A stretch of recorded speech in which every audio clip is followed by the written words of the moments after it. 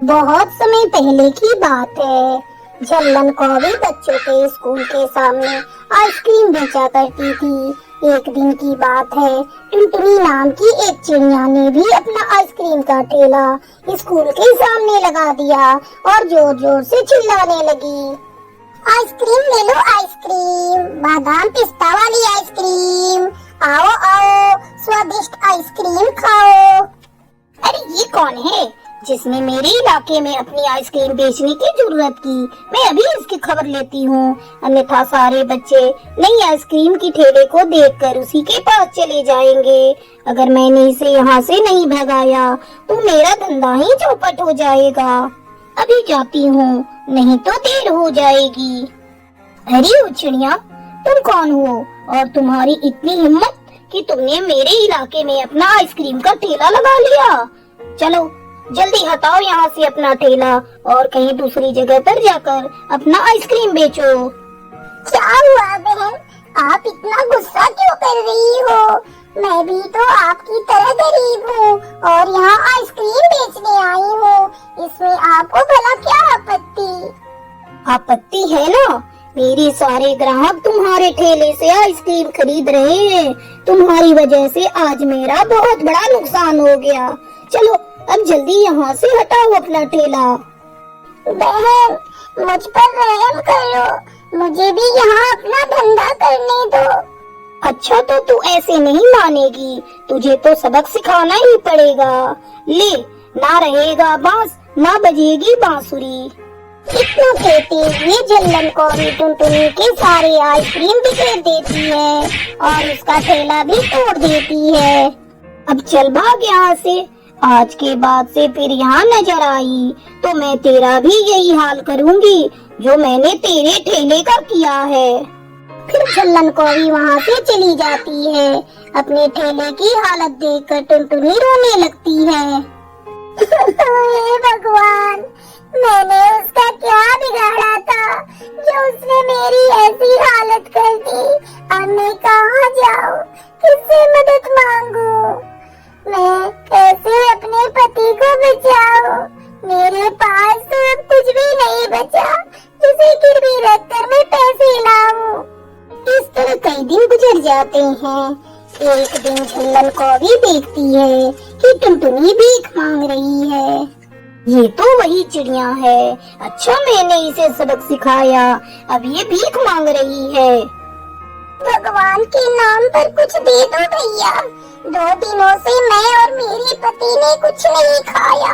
मेरे पति बहुत बीमार हैं। उसे इस तरह भीख मांगते हुए देखकर झल्लन कौवी बहुत खुश होती है और टुनटुनी के पास जाती है। चिड़िया, तुमने तो अच्छा धंधा शुरू किया है भीख मांगने का। अगर तुमने उस दिन मेरी बात मानकर कहीं और ठेला लगा लेती, पर नहीं, तुम्हें तो यही अपनी आइसक्रीम बेचनी थी। अब मांगो बैठकर यहाँ भीख। बहन, मेरी भी तो सुनती जाओ। मुझे तुम्हारा धंधा चौपट करने का कोई इरादा नहीं था, लेकिन क्या करूं, मेरे पति बहुत बीमार हैं। उनके इलाज में बहुत पैसे खर्च हो रहे थे, जिसके चलते मेरे बेटों ने हम पति पत्नी को घर से निकाल दिया। मैं अपने पति को मरते नहीं देख सकती थी, इसलिए किसी के कहने पर मैंने पैसे कर्ज लेकर आइसक्रीम का ठेला लगाया था। लेकिन तुमने मेरी मजबूरी जाने बिना मेरा सब कुछ तोड़ दिया। अब मेरे पास भीख मांगने के सिवा दूसरा कोई चारा नहीं। टुनटुनी की दुख भरी कहानी सुनकर झल्लन कौवी को बहुत दुख हुआ। मुझे माफ कर दो बहन, मैंने तुम्हारा जो भी नुकसान किया है उसे मैं पूरा करूंगी। मैं तुम्हारे लिए आइसक्रीम का ठेला बनवा कर दूंगी। आज के बाद से हम दोनों ही अपना ठेला स्कूल के पास लगाएंगे और मैं तुम्हारे पति का इलाज भी करवाऊंगी। तुम चिंता मत करो और आज से भीख मांगना छोड़ दो। अगले दिन से टुनटुनी चिड़िया झल्लन कौवी के पास ही अपना आइसक्रीम का ठेला लगाने लगी और खुशी खुशी आइसक्रीम बेचने लगी।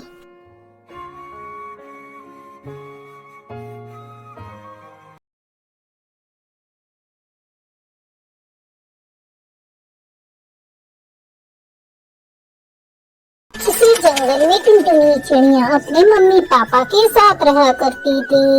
उसे डांस बहुत ही पसंद था, इसलिए वो अपनी पढ़ाई के बाद जो समय मिलता डांस सीखा करती थी।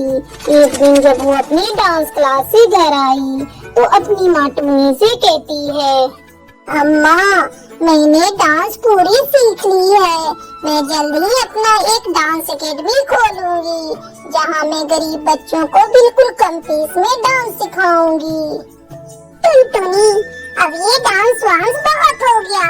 तुझे डांस बहुत पसंद था, इसलिए मैंने तुझे आज तक डांस सीखने से मना नहीं किया। अब तू बड़ी हो गई है, कुछ ही दिनों बाद तेरी शादी हो जाएगी, फिर तू अपने ससुराल में जाकर डांस एकेडमी खोलती रहना। अम्मा, मैं अभी शादी नहीं करूंगी, मुझे शादी नहीं करना। खबरदार, जो तूने इस विषय पर एक बात और बोली तो मैंने तेरी शादी के लिए तेरी मासी से कहा है, कोई अच्छा रिश्ता मिलते ही मैं तुम्हारी शादी कर दूंगी। टुनटुनी चुपचाप अपनी माँ की बातों को सुनती रही और कुछ ना बोली। जल्दी उसका रिश्ता कालू कौवे से हो जाता है। कालू की शहर में बहुत अच्छी नौकरी थी। ससुराल में एक दिन टुनटुनी अपनी सास के साथ बैठी थी, तभी उसकी सास कल्लो कौवी उससे पूछती है, अरे बहू, मैंने सुना है तू शादी के पहले डांस भी सीखा करती थी। हाँ माँ जी, मैंने डांस सीखा तो है, क्योंकि मुझे डांस करना बहुत अच्छा लगता है। मैं सोच रही थी अपना डांस एकेडमी खोलूं और अपने इस हुनर को आगे बढ़ाऊं। आपका इतना बड़ा घर है, अगर आपकी आज्ञा हो तो मैं अपना डांस स्कूल खोल लूं। अरे नहीं बहू, ये तुम क्या कह रही हो? दोबारा ऐसी बात करना भी मत। तुम्हें बहू बनाकर लाए हैं इस घर में, डांस करवाने के लिए नहीं। मेरा बेटा बहुत अच्छा कमाता है, तुम्हें क्या जरूरत डांस स्कूल खोलने की। अब उठो और जाकर मेरे लिए जल्दी से एक अच्छी सी चाय बना कर लाओ। तुम्हारी बातें सुन सुनकर मेरे सिर में दर्द होने लगा। उस दिन के बाद से टुनटुनी डांस एकेडमी के बारे में बात करना ही छोड़ दिया। इस तरह से समय गुजरने लगा।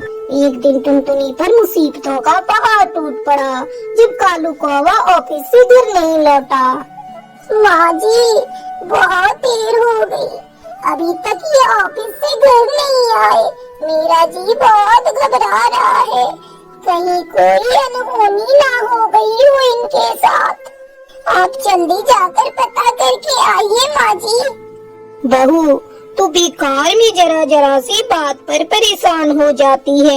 आ जाएगा कालू, कहीं किसी काम में बिजी हो गया होगा, थोड़ा और इंतजार कर ले।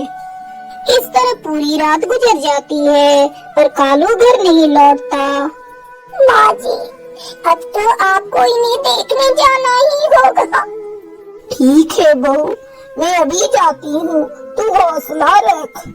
कल्लू कौवी अपने बेटे को ढूंढने के लिए जाती है तो रास्ते में उसे कालू मरा हुआ पड़ा मिलता है। वो रोती बिलखती घर पहुँचती है। बहू, हम बर्बाद हो गए बहू, मेरा बेटा अब इस दुनिया में नहीं रहा, अब हमारा क्या होगा बहू? एक ही तो घर में कमाने वाला था, ऊपर वाले ने उसे भी हमसे छीन लिया। माँ जी, आप झूठ बोल रही हैं, ऐसा नहीं हो सकता माँ जी, ये सब क्या हो गया? कालू जी आज बहुत खुश थे, वो मुझसे बाहर घुमाने का वादा करके गए थे। पता नहीं हमारी खुशियों को किसकी नजर लग गई माँ जी। और मैं कैसे जीऊंगी माँ जी, मेरी तो दुनिया ही उजड़ गई। इस तरह कई दिन गुजर गए। रोते रोते टुनटुनी और कल्लू की आंखें पथरा गई थी। बहू, अब रोने धोने से कोई फायदा नहीं, भूखे मरने की नौबत आ गई है। एक दिन मैंने तुझे मना किया था डांस सिखाने से, लेकिन लगता है अब तुझे घर खर्च चलाने के लिए डांस करके कमाना ही होगा। मैं तो बूढ़ी हो गई हूँ, मुझसे तो कोई काम धंधा नहीं होगा। होगा। टुनटुनी अपनी सास की बात मानकर बच्चों को डांस सिखाने लगती है, जिससे उसकी कुछ आमदनी होने लगी। फिर दोनों सास बहू खुशी खुशी रहने लगी।